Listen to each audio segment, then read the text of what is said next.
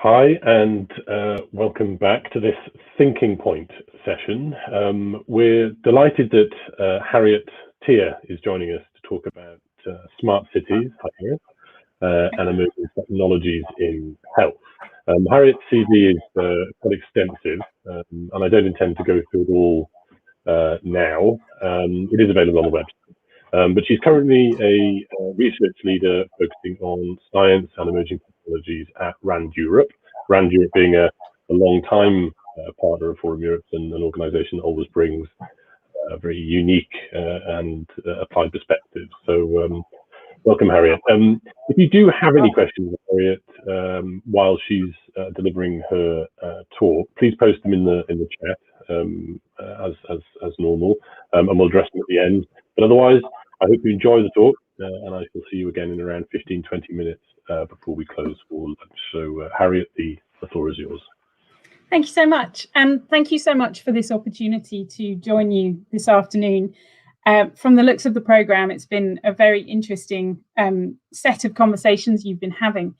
And part of the reason that I'm sort of joined the programme and talking to you is that when I had a look at it, I reflected on all the topics that are covered within it.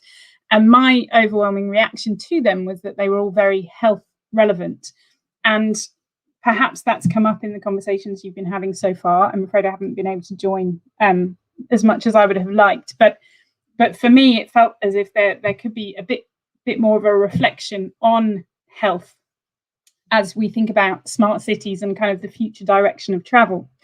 And I will just add a disclaimer. I am a research leader in science and emerging technologies at RAND Europe. My specific research interests over the last 15 or so years have related to sort of the realities of health research and how we bring benefit through to the patients. But the talk I'm about to give you is, as I say, reflections on your conversations rather than drawing on a specific piece of research that RAND have been doing. So these are very much my own thoughts. And when I saw the programme, really the thing that sprung to mind for me was an approach to considering health policy where we think about health in all policies. And this was a collaborative approach that was kind of introduced to the European Union in around 2006. And really, it's a way of thinking about all policies for future sort of development of different areas of lifestyles where health might be relevant and how to think about health within those policies. So this is one of the assumptions or one of the perspectives that I bring to this talk. And then the other, which I'm sure has come up an awful lot during the 2 days, is around climate change in particular and this sort of future direction of travel in terms of sustainability and in terms of our impact on the planet. And in a health perspective, this is again a very important and very useful area to think about. There have already been significant impacts on health because of changes to the climate, on human health in terms of different conditions, different instances that have impacted human health and specific populations in particular, based on where they are in the globe or based on particular conditions they may already have. And I've borrowed this slide from a good colleague, Sharon Flager, who's based in Scotland, and she does a lot of work thinking about how to make healthcare delivery more sustainable and thinking about the impact that healthcare has on our planet. And if she were here, she would say that if healthcare was a country, it would be the 5th largest emitter in the world, which is the equivalent of 514 coal-fired power stations. And this is in all aspects of healthcare delivery, including the production of medicines and the sort of sharing of those. So it's quite an important thing to bear in mind. And again, this is the other sort of thread that I bring to this talk.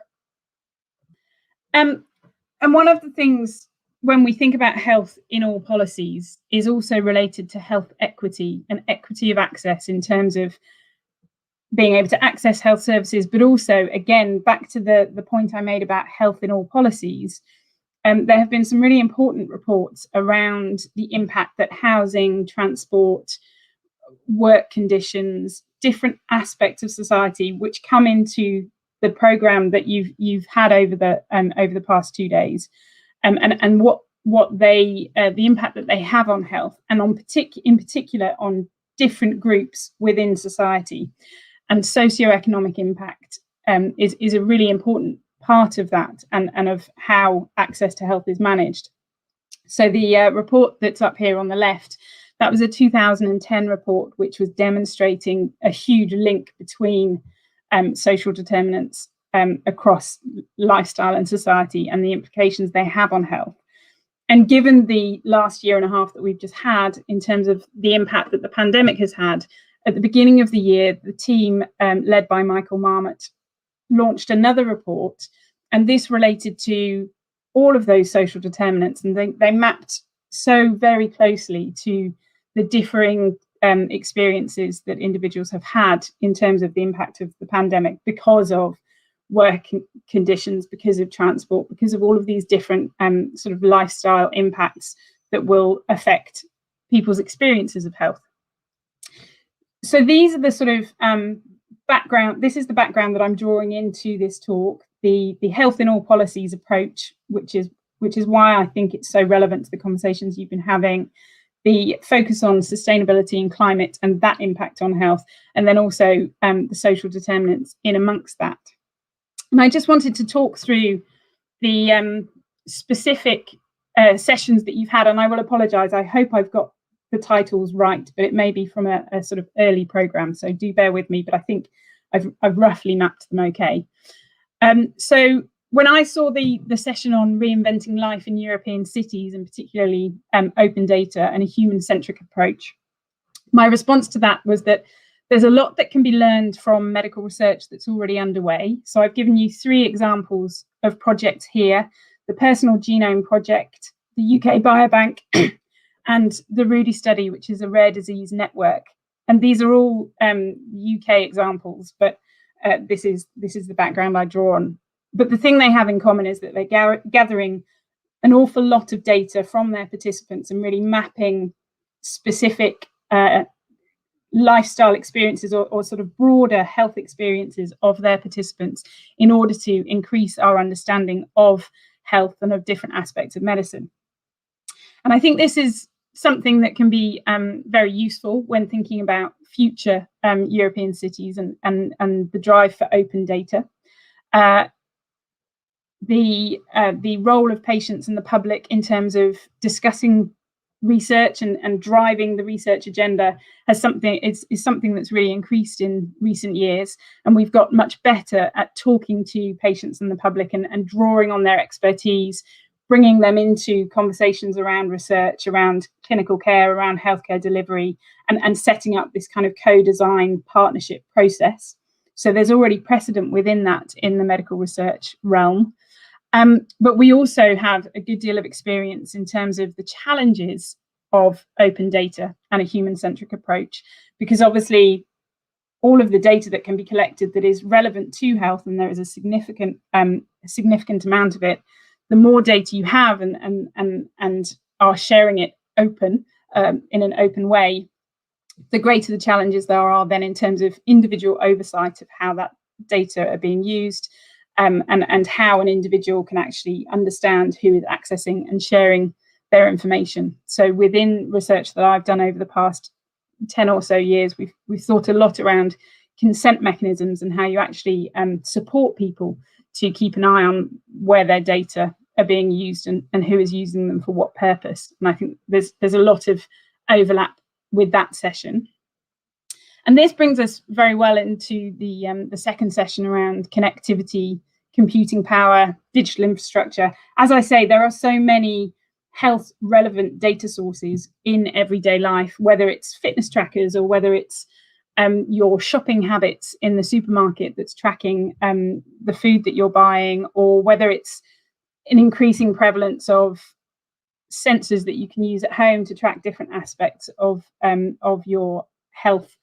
And how we integrate all of these sensors and how we integrate that data in a formal health setting is a challenge that we are thinking about very carefully within a healthcare environment. I realise that we're running through this quite quickly, so I'll speed up, but there's an awful lot we can learn from health in that setting.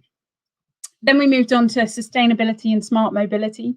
There's obviously a lot that can be done in terms of thinking about healthy behaviours and how we move around. So where there's opportunity to promote cycling or walking or being in green spaces, that will have significant health implications, but also relating to the climate as well. The role of renovation wave strategy. This isn't actually a term that I was previously familiar with, so forgive me if I'm being very simple in my understanding, but thinking about our lifestyles really starts at home and our home environment. So the smart sensors that we could apply in our house space, or thinking about how they are heated and insulated and the impact that has in terms of air quality.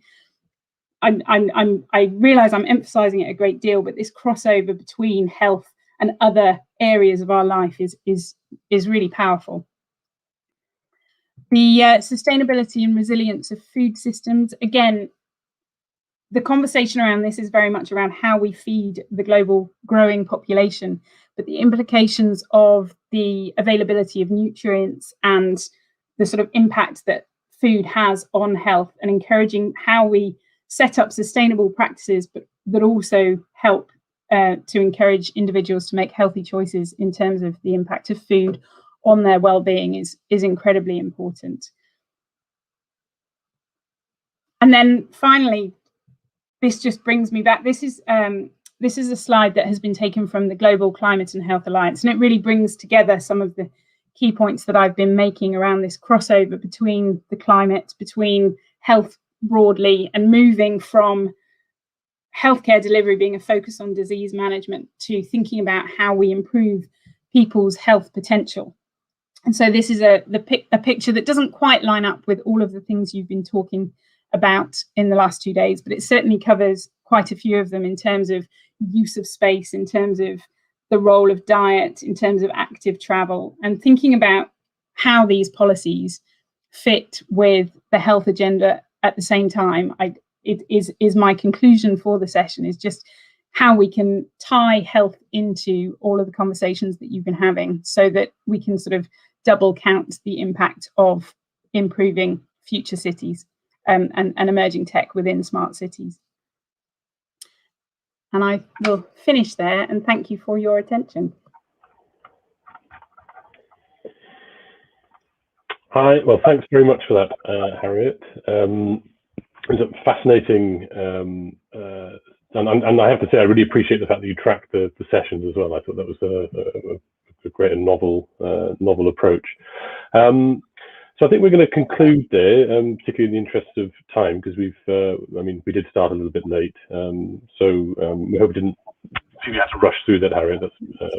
But I think what we'll do is we'll close now, and we're hoping that people will be coming back from lunch now at about 2:15. So there's about just under an hour and a quarter break now, and we'll be coming back with a session on decarbonisation and the smart city and the circular economy, I should say, in the context of cities. So look forward to seeing you again, in just over an hour's time. So thank you very much for tuning in.